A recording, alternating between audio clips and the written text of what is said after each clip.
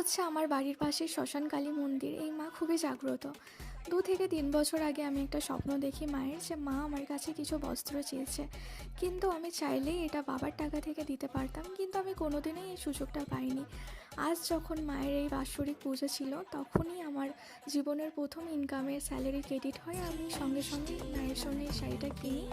আর কেমন হয়েছে তোমরা সকলেই জানিও। মা হয়তো এটাই চেয়েছিলেন যে আমি যাতে আমার নিজের ইনকাম থেকে মাকে দিতে পারি, এবং মা আমাকে সেই সুযোগটাও করে দেন।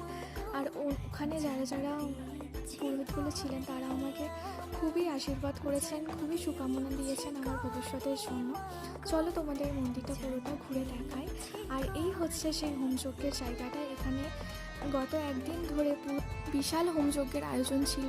সমস্ত সাধকরা মিলে বিশাল হোমযজ্ঞ করেছেন। আর এই যে হচ্ছে নতুন মন্দির, মাকে পুরনো মন্দির থেকে দোতলায় শিফট করা হয়েছে। মা রাজরানীর মতন এখানে বিরাজ করবে।